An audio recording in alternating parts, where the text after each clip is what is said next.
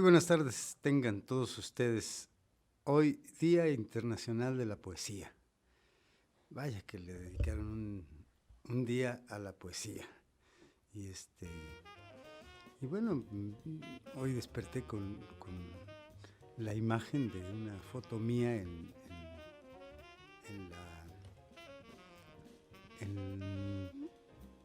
la celebración de la Secretaría de Cultura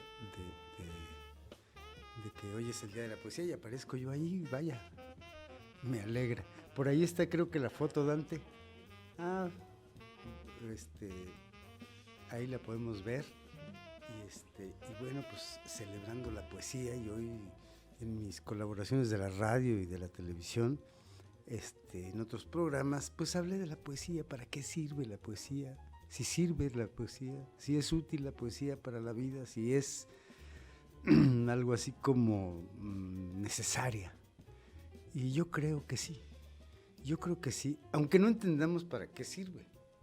Es decir, estamos muy acostumbrados en este tiempo a que pues todo sea útil, todo sea utilitario, sirva, nos dé un servicio tangible. Todo. La poesía no. La poesía da otras cosas. Por ejemplo, la posibilidad de que podamos escuchar el más alto andamiaje de las estructuras verbales. Es decir, pero también tenemos la oportunidad de escuchar la música de las palabras y atenderla. Creo que la poesía finalmente tiene ese humus sonoro que es la música de las palabras. Es decir, decía como ese verso de Alicho Macero, dice: a orillas de tus ojos miro nacer la tempestad. Qué manera tan hermosa de decir: estoy viendo que comienzas a llorar, ¿no? Entonces la poesía tiene eso, que nos dice las cosas de un modo maravilloso y sonoro. Hay que oír la música de la zona y hay que entender el ritmo de la poesía también. El ritmo, porque es el ritmo del habla más alta, ¿no? El ritmo del canto humano. Entonces creo que la poesía puede darnos aliento, también sabiduría, ¿no? Escuchar la sabiduría de los grandes poetas, sus reflexiones, sus desdichas, sus alegrías, su amor, todo, ¿no? Eso es importante. Y hoy pues se celebra el Día Internacional de la Poesía y sí vieron la foto, sí a ver, pues está interesante que ahí haya anunciado el Día Internacional de la Poesía y yo ahí leyendo un verso. Por cierto, creo que era un poema para Jorge Reyes en su homenaje a los 15 años después de su muerte. Bueno, muy bien, pues vamos a empezar. Hoy tendremos que hablar de un poeta también, como siempre. Ya quiero anunciar pronto la etapa de la novela y después el cuento. Vamos a hablar de novelistas y luego vamos a hablar de cuentistas, ¿no? Pero bueno, hoy hablaremos de Ezra Pound, nada más y nada menos, y quiero comenzar con la lectura de un poema que se llama La zambullida. Querría bañarme en extrañeza. Estas comodidades amontonadas encima de mí me asfixian. Me quemo, ardo en deseos de algo nuevo, amigos nuevos, caras nuevas y lugares. Oh, estar lejos de todo esto que es todo lo que quise, salvo lo nuevo. Y tú, amor, la que mucho, la que más he deseado. ¿Acaso no me repugnan todas las paredes, las calles, las piedras, todo el barro, la bruma, toda la niebla, todas las clases de tráfico? A ti yo te querría, fluyendo encima de mí como el agua. Oh, pero fuera de aquí, hierba y praderas y colinas y sol, oh, suficiente sol, lejos y a solas, en medio de gente extraña. Gran poema el de Ezra Pound. ¿Quién es Ezra Pound? Hay algo que me cae muy mal de Ezra Pound, por supuesto. Muchos coincidirán conmigo.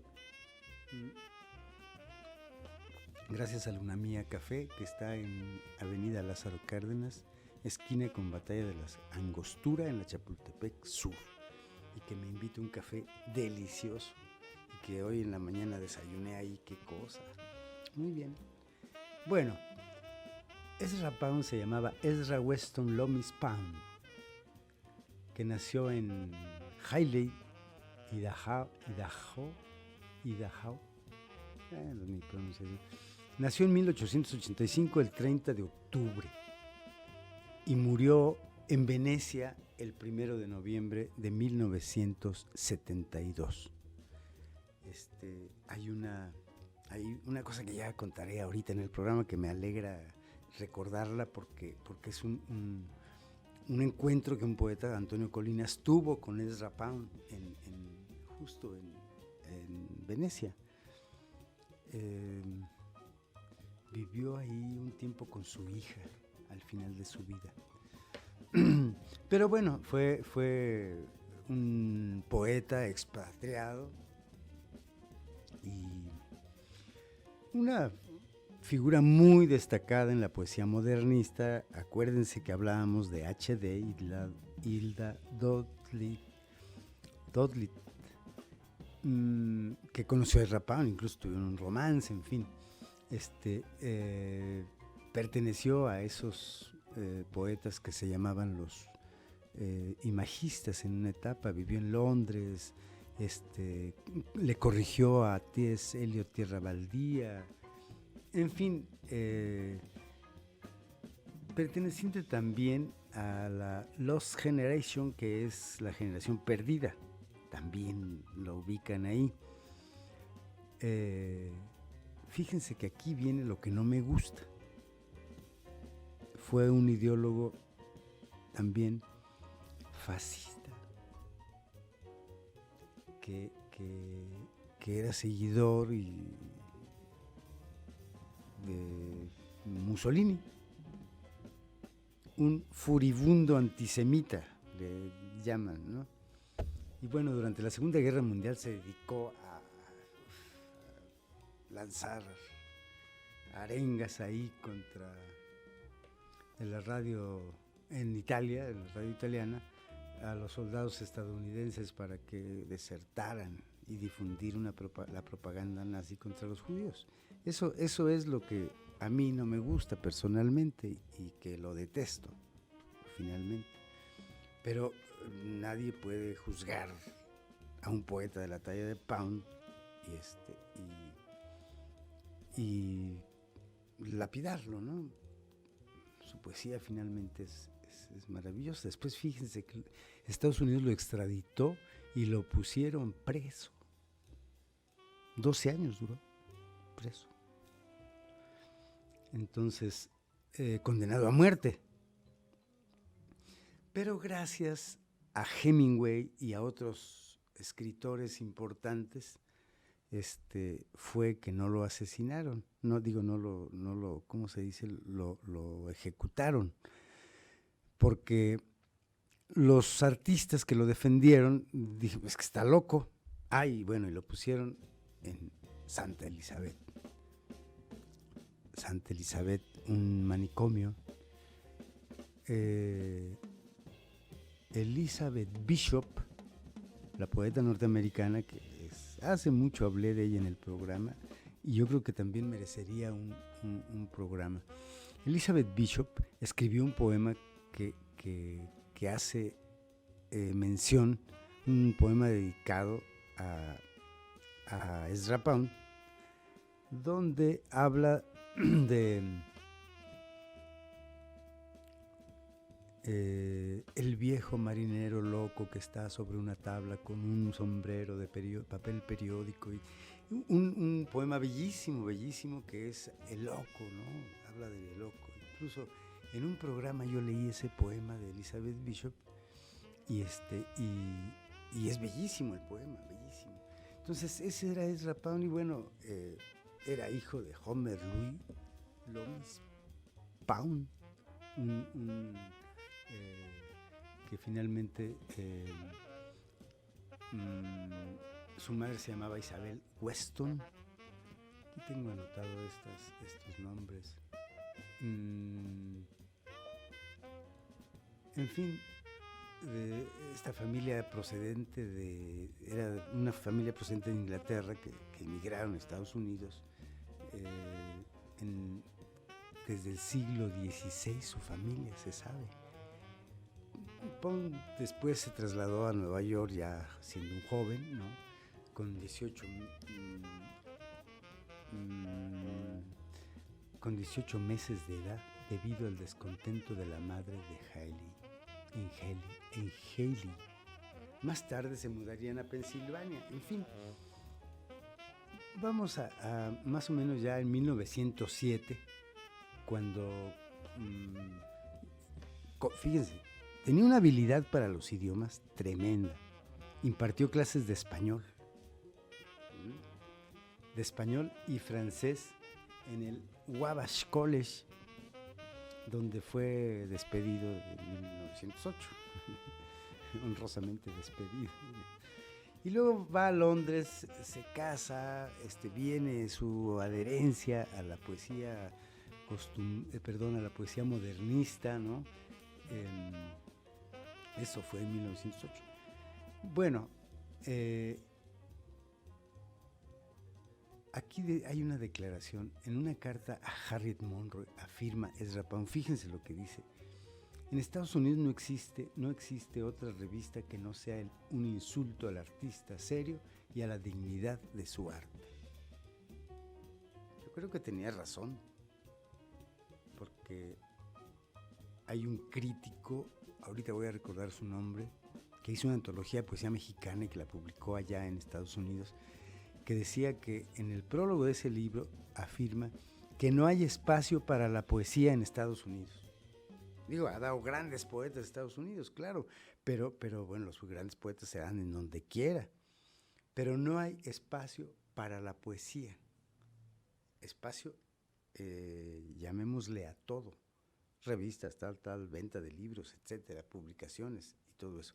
Vamos a ir a un corte y ahorita leemos un poema de Ezra Pound. Regresamos.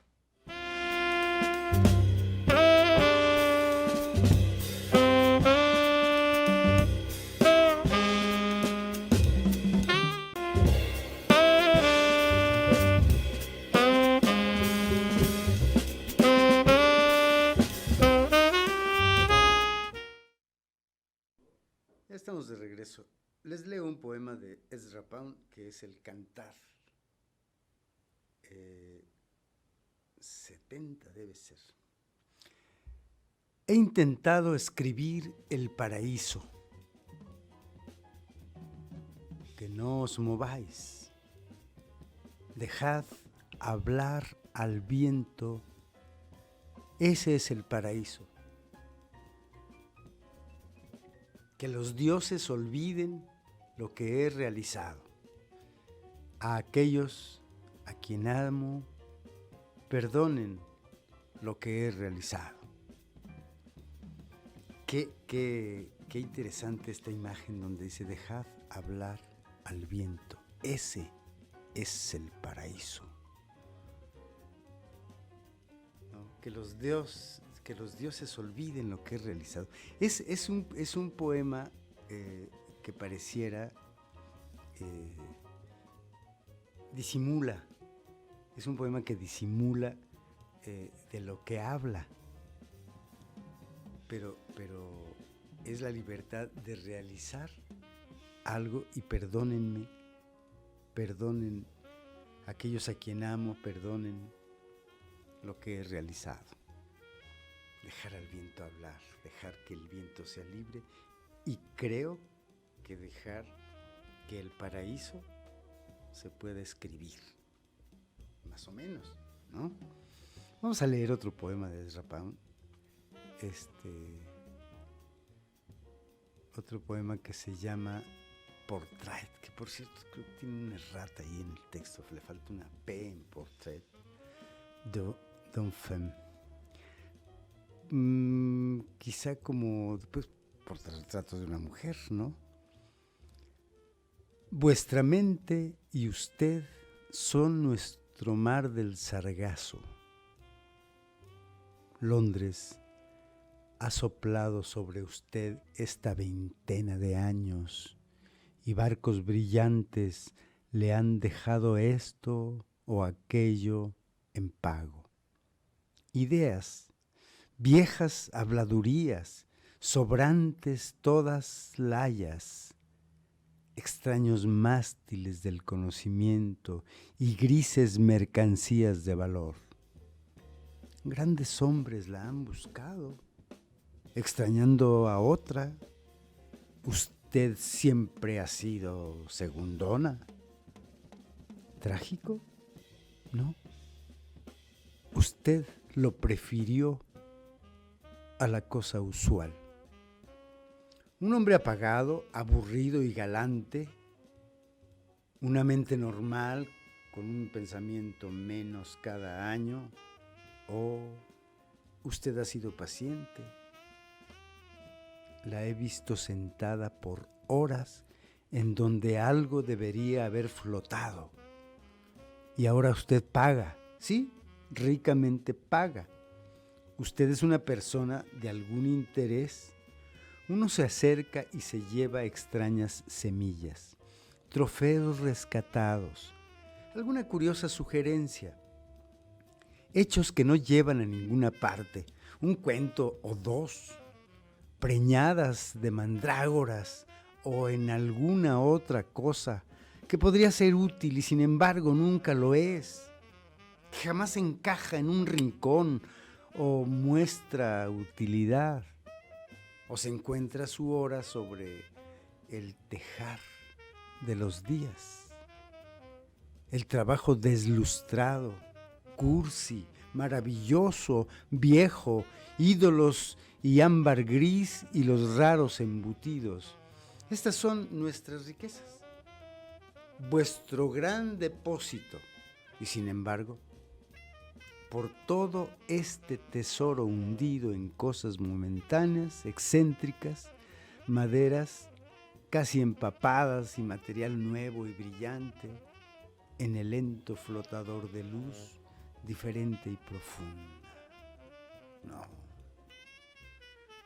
No hay nada, al fin y al cabo, nada es suficientemente vuestro. Y sin embargo, es usted. ¿Qué poemas? Es decir, ahí hay una profunda alegoría a nombrar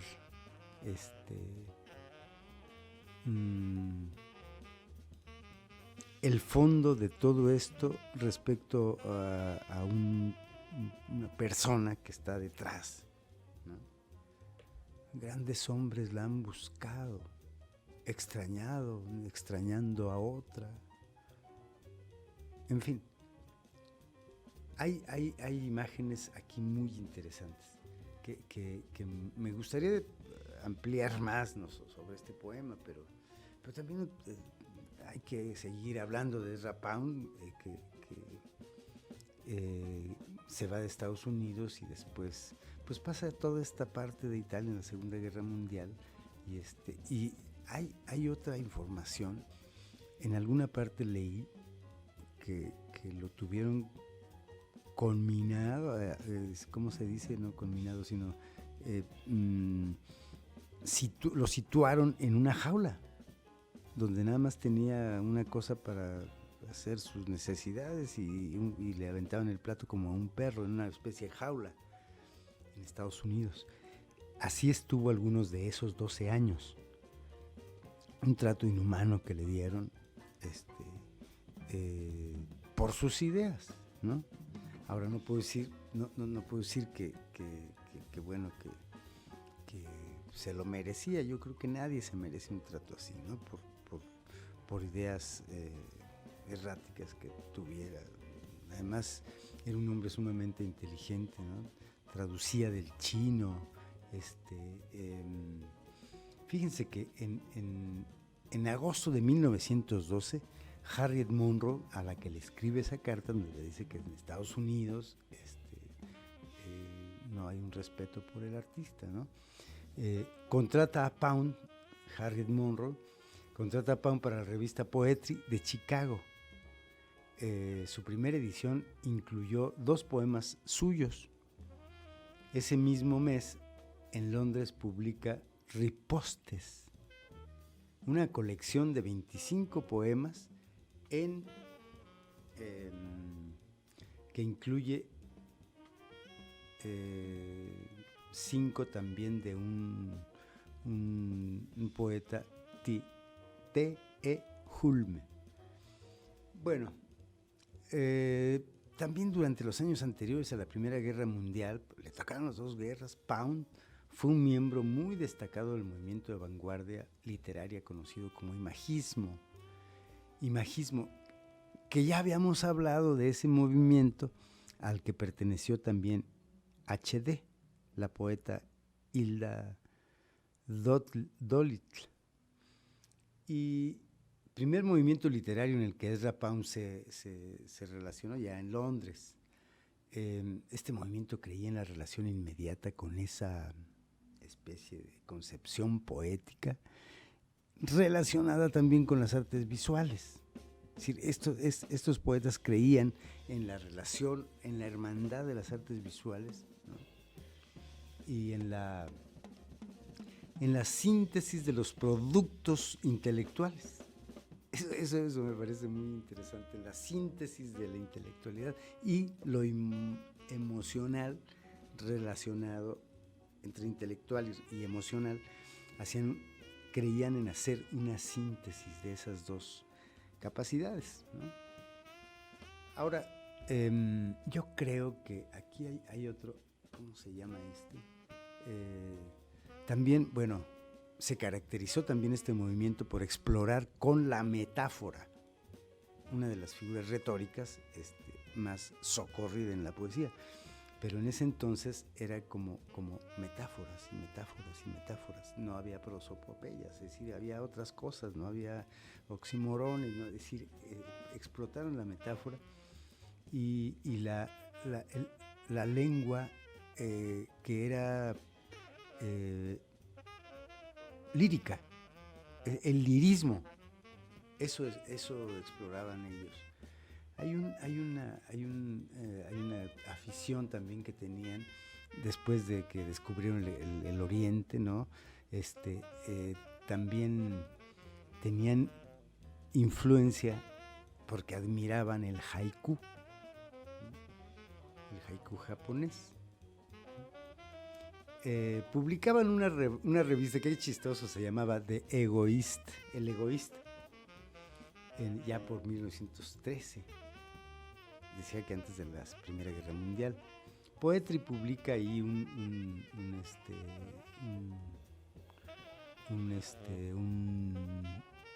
alegato de Ezra Pound que se llama Few Dons by an Imagist, en el que describe ahí el imagismo, esa idea que tenían ellos. Hay un poema que puede ser de ejemplo que dice: en una estación del metro, un poema que se llama En una estación del metro, y lo guardé por aquí, pero bueno, esta fue la vanguardia también. También tenían intereses por el avant-garde, ¿no? como lo mencionábamos en el programa pasado con HD, y que era, bueno, pues la avanzada, la vanguardia. Creo que las últimas vanguardias, serán por ese entonces, es decir, después quizá también cercano al surrealismo, al dadaísmo, a todos estos ismos de la poesía. Vamos a un corte y hablamos de Ezra Pound y leemos más poesía de Ezra Pound. Regresamos.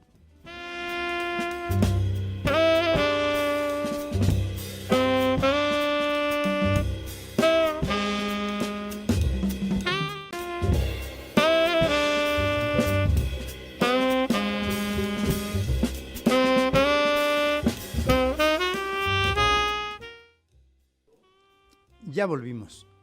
Fíjense que, bueno, voy a leer un poema enseguida, pero esa vocación por ser vanguardista, por encontrar movimientos y descubrimientos en el arte, él, fíjense que bautizó ya en 1913 una especie de extensión o un derivado de la vanguardia que lo llamó vorticismo. Vorticismo, que fundaron junto con, voy a decir los nombres, Wyndham Lewis, con Epstein, Gadier Seska y Wadsworth. Ese es más conocido, el último, Wadsworth. Como que una versión británica que fluctuaba entre el cubismo y el futurismo, ¿no? Era muy arrojado, Pound. Lo llamó así, alegando que el vórtice o el remolino es el lugar del que parten todas las emociones. Por eso lo llamó vorticismo, ¿no? Se considera el único movimiento británico significativo del siglo XX, aunque apenas ahí dura unos 3 años, ¿no? La revista Blast, que era el órgano ideológico de este grupo, se publicó durante 1914 y todavía en 1915. En fin, vayamos a leer El desván. El desván. Ven, apiadémonos de los que tienen más fortuna que nosotros. Ven, amiga, y recuerda que los ricos tienen mayordomos en vez de amigos, y nosotros tenemos amigos en vez de mayordomos. Ven, apiadémonos de los casados y de los solteros. La aurora entra con sus pies diminutos como una dorada pavlova, y yo estoy cerca de mi deseo. Nada hay en la vida que sea mejor que esta hora de limpia frescura, la hora de despertarnos juntos. La aurora entra con sus pies diminutos como una dorada Ana Pavlova, ¿no? Bailarín. En fin, creo que estaba muy interesado en lo moderno, en ese entonces. ¿Qué más podemos decir de Ezra Pound, ¿no? Vamos a qué año será, 1921, 1924. Bueno, antes de eso, debo decir que estos movimientos en los que estaba Pound casi como eje entre todos, se dieron a conocer, fíjense nada más, el trabajo de artistas como James Joyce, Wyndham Lewis, Carlos Williams, ya lo habíamos dicho el programa pasado, H.D. Hilda Dodd, Richard Aldington, Marianne Moore, que es una poeta que a mí me gusta mucho, Ernest Hemingway, Rabindranath Tagore, nada menos. Robert Frost, nada menos, qué barbaridad, Rebecca West, Henry Godier Brzeska. Por aquel entonces, cuando Pound revisó y editó Tierra Baldía, él fue el editor de Tierra Baldía y además lo corrigió de su amigo Eliot, un libro que se transformaría en clásico en el siglo XX, ¿no? Eso está fuera de discusión. Y contribuyó también al retrato de una novela de James Joyce que se llama El retrato del artista adolescente. Entre otras obras, en la revista The Egoist, que también empujó la publicación del Ulises de Joyce. No, Des Imagistes edita por primera vez las 5 antologías del movimiento literario. Y por ahí se han hecho ediciones, ¿no? Bueno, en fin, también su trabajo como editor, como observador de la literatura, me parece incansable. Vamos a leer un poema que se llama Un pacto. Le doy un trago al café antes. Un pacto. Yo hago un pacto contigo, Walt Whitman, que te he detestado lo suficiente. Llego a ti como un niño crecido, que ha tenido un padre testarudo. Ya tengo edad para ser amigos. Fuiste tú el que partió la nueva leña. Ahora es el tiempo de tallar. Nosotros tenemos la raíz y la savia. Que haya intercambio entre nosotros. Aquí hay algo como entre líneas. Fuiste tú el que partió la nueva leña. ¿A qué se refiere con esto? Creo yo, si no lo interpreto mal, y si lo interpreto mal, pues pido disculpas. Creo que se debe, fuiste tú el que partió la nueva leña, ahora es el tiempo de tallar. Porque Whitman es el padre del verso libre. O sea, esa fue la nueva leña de la poesía, ¿no? Entonces, ahora es tiempo de tallar y buscar otras alternativas, ¿no? Nosotros tenemos la raíz y la savia, que haya intercambio entre nosotros. Ese principio del poema, que yo hago un pacto contigo, Walt Whitman, ya te he detestado lo suficiente, es tremendo, ¿no? A mí me parece que es un reclamo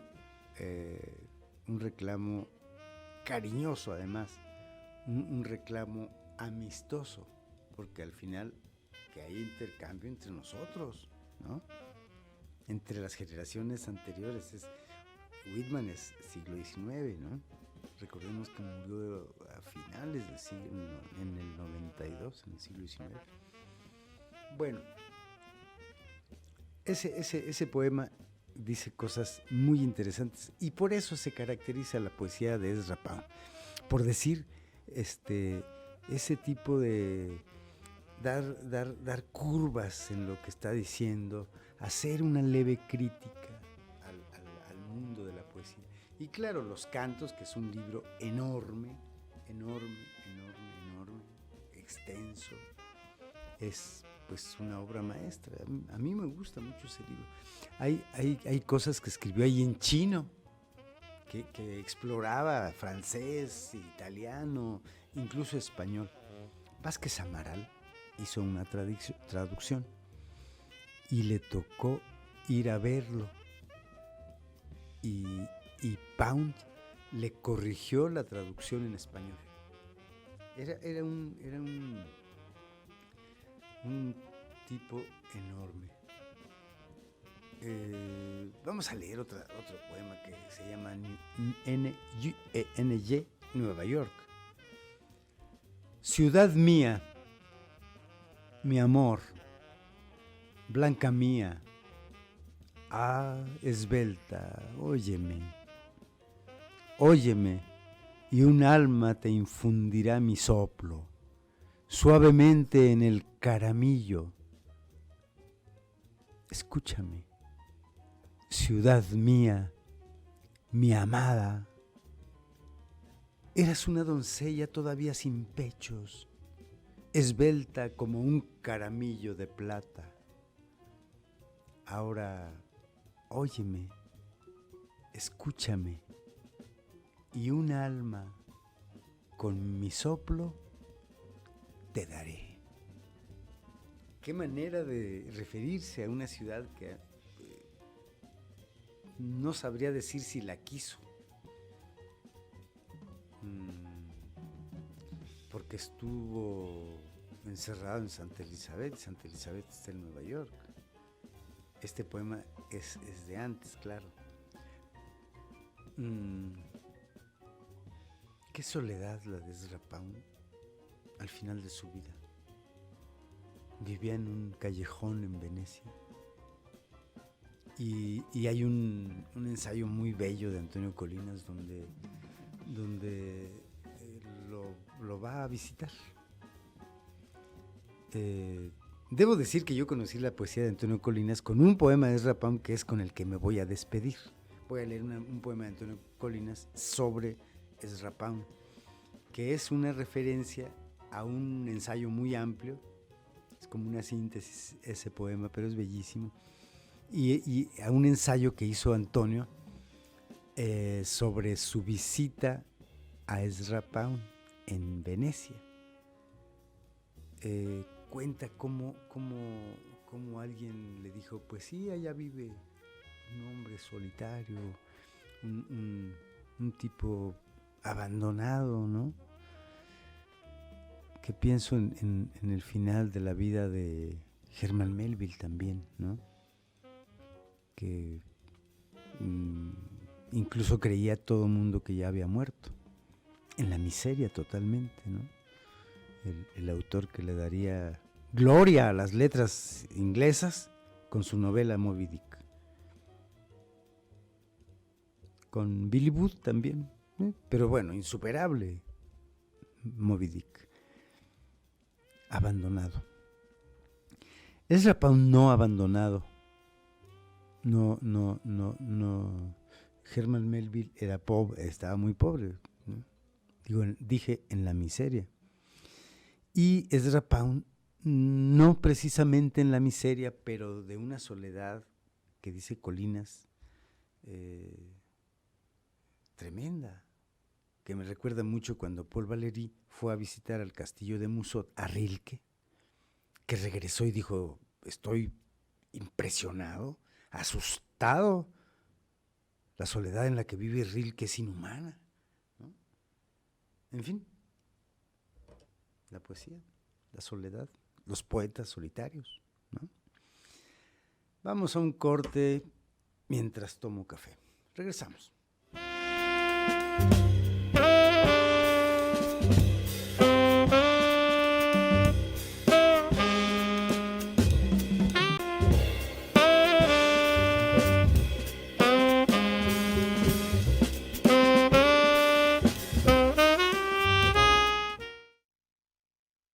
Ya estamos de regreso. Le preguntaba a Dante que en qué bloque vamos, estoy perdido. Bueno, siempre me he perdido, siempre me pierdo. Es como en las ciudades donde uno debe perderse. París, por ejemplo, si no se pierde uno es que no fue a París, ¿no? Pero estar perdido y ver pasar el tiempo y no saber en qué calle, por dónde regresar, hacia dónde ir y todo eso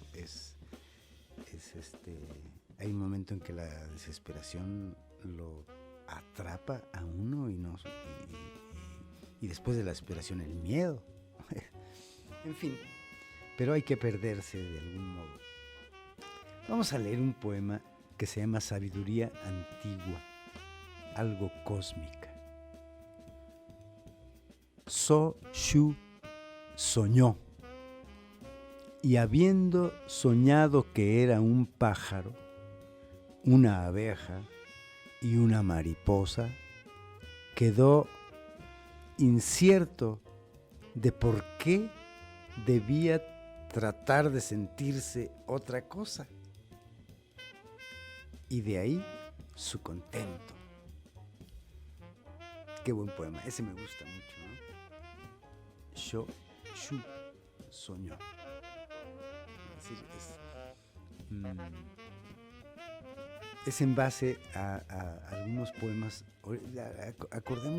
Acordémonos que Pound tenía mucha afición leía chino, leía poco chino, tradujo del chino algunos textos y junto con otro que no recuerdo cómo se llama, con otro poeta, amigo suyo, que tradujeron algunos textos del chino.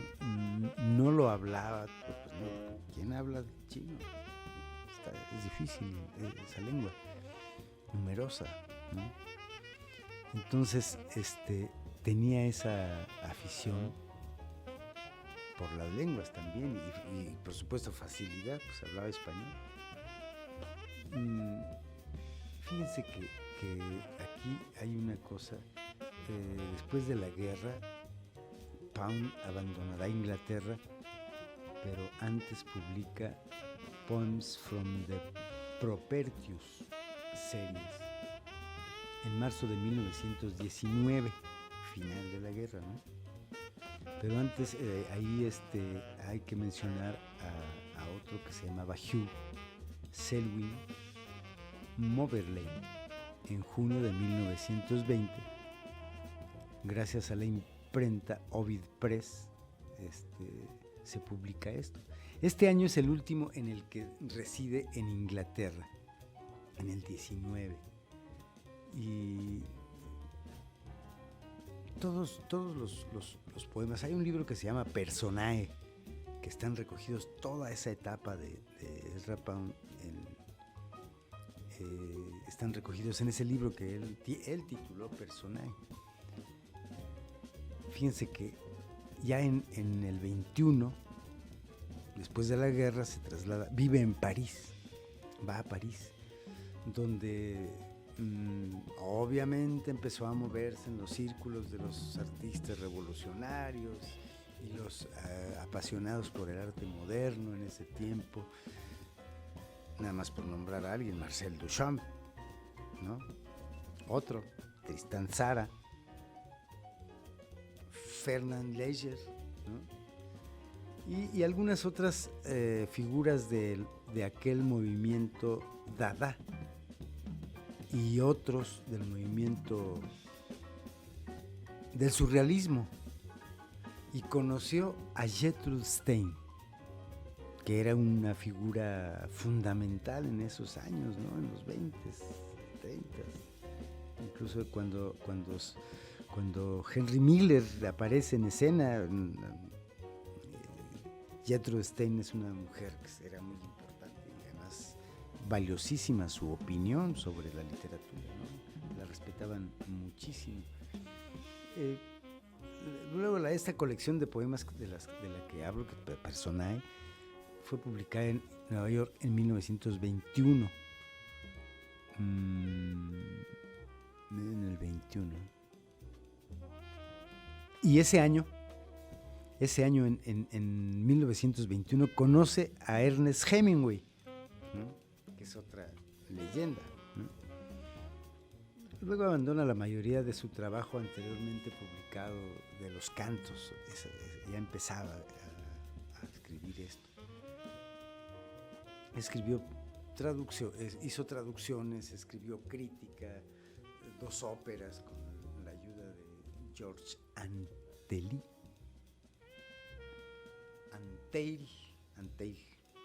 Soy disléxico, creo. Y entonces también estuvo en esa construcción de la ópera y algunas piezas para violín que hicieron. Y luego viene ya su etapa en el 24, 25, 20, en el 24 ya está en Italia y viene esa parte, pues, que no me gusta a mí. En octubre del 24, Pound abandona París y se va a Italia, a Rapallo, pues buscando, me recuerda a Keats, el poeta inglés, que también se fue a buscar un mejor clima a Italia, que por cierto murió allá y allá está su tumba de Keats, el poeta inglés, que murió muy joven, por cierto, de los románticos, ¿no? Y bueno, se va, al igual que Keats, a Italia. Y esta parte no me cae bien, pero bueno, pues en Italia continuó siendo un catalizador creativo, dicen, ¿no? Es aquí donde se convierte en admirador de Benito Mussolini y se afilia al fascismo. Y el antisemitismo, por supuesto. Y allí en ese entonces empieza a aparecer algo de eso en sus textos. En fin. Y oigan esto, también mostró admiración por Hitler y Stalin, por Roosevelt, responsables de todos los males de la sociedad moderna, ¿no? Se dice que Ezra Pound era muy apuesto, muy opuesto al sistema capitalista. Hay algo que no entiendo mucho. Había cierta incongruencia ahí entre sus ideas, porque era totalmente no le gustaba el capitalismo, ¿no? Es más, culpaba al gobierno capitalista de la guerra, a ese capitalismo financiero, ¿no? En fin, se reunió alguna vez con Mussolini para hacer un guión cinematográfico de una película sobre el fascismo italiano. Era detestable, ¿no? De pronto se conocieron en 1933 en el Palacio de Venecia. Después publicaría diversos artículos en distintos diarios alabando a Mussolini. Eso yo no lo he leído, pero en fin, en 1939, ya en vísperas de la Segunda Guerra Mundial, volvió a los Estados Unidos, aunque consideró quedarse allí debido a su ya dudosa reputación. Y después, bueno, ya después vendría todo esto de la detención y el encarcelamiento, el salvamento que hicieron los escritores Hemingway y otros novelistas de la generación perdida, diciéndole: está loco, no lo maten. Eso, ¿no? De algún modo le salvaron la vida. Pero esta parte, cuando ya es viejo,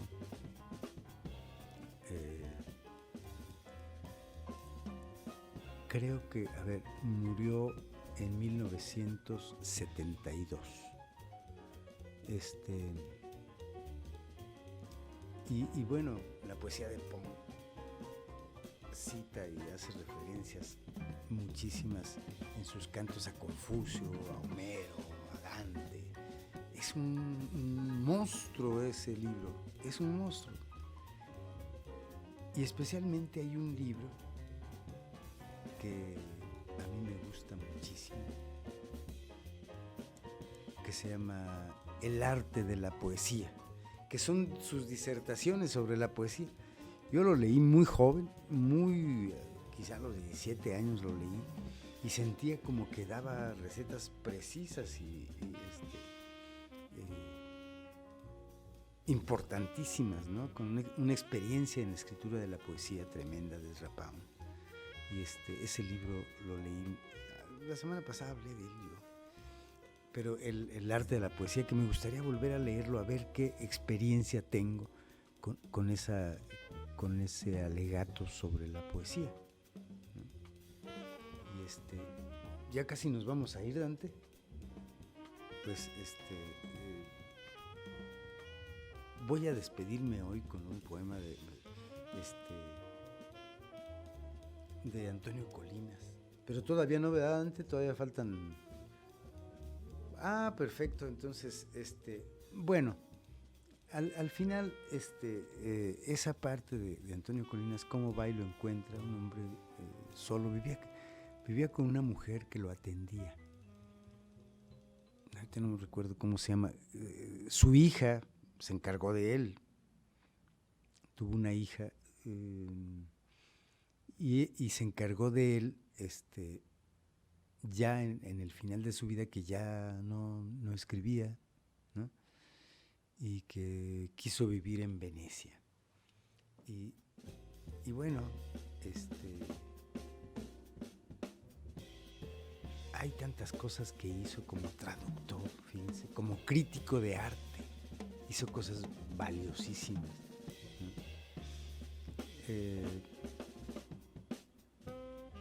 Y bueno, pues ya casi nos vamos, ¿verdad?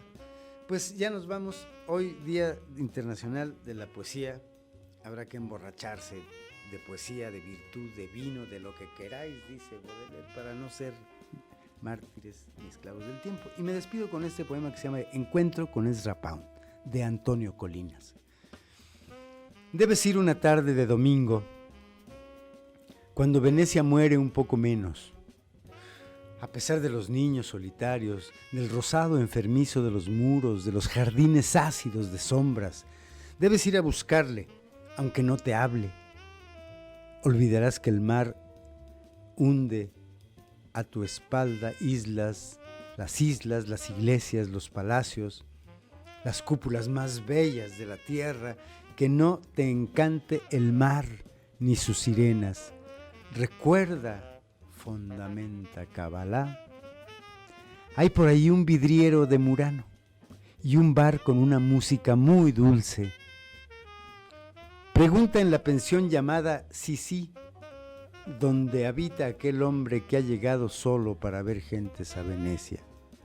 Aquel americano un poco loco, erguido con una barba muy nevada.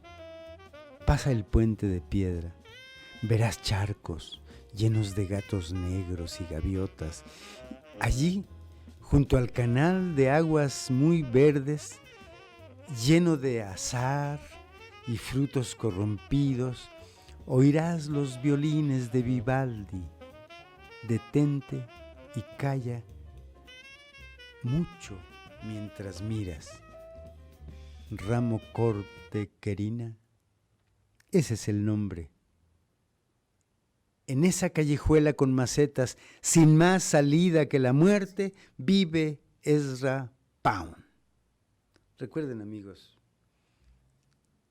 que si encontramos una calle con macetas, recordemos que en una calle con macetas, allí vivía Ezra Pound, un hombre muy solo. Yo soy Neftalí Coria. Hasta la próxima.